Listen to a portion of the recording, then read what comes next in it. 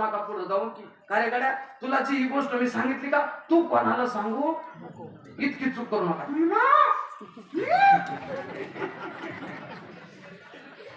इतका दिलासा नवऱ्याला देते भरवसा देते की तुमचं माझ्यावर भरोसा नाही मी कशात सांगू.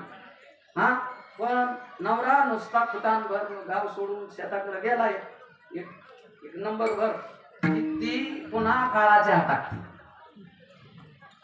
पुन्हाच्या हातात जणीला बोलवती नाही कुणी आल्या तर ही दुसऱ्याच्या हो डाळ घालायचं इसरती स्वयंपाक भाकरी कोड्यासाचं इसरती ही तरी साधारणीच्या घरी जाते.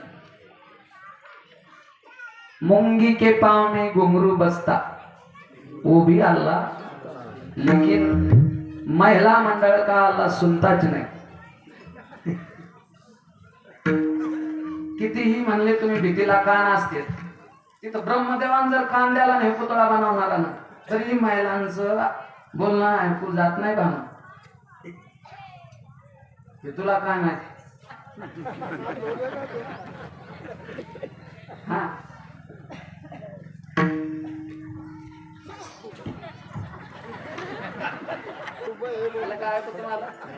एवढी आव आहे एवढं सुंदर सिस्टम आहे तुम्हाला एक तरी शब्द ऐकू आला का मला.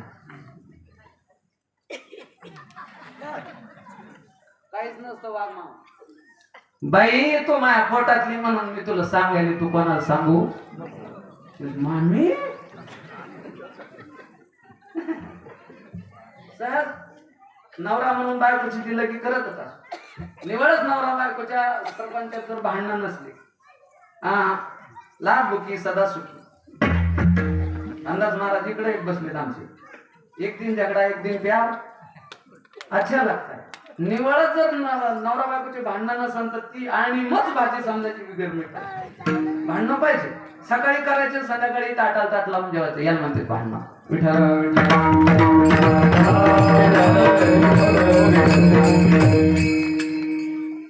डबा घेऊन बाई दिशेत गेला एक जण प्रातिनिधी आल्याच्या नंतर पाया वंबाळले नाही काय नाही सहज बायकोची दिलं की करायला गेला. ते म्हणला का रे गड्या आज कावळाच पडला.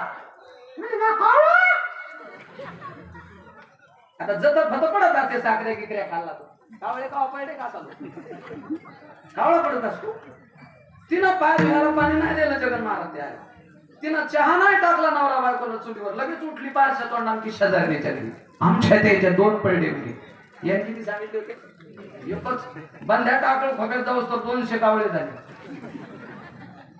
हिनं एक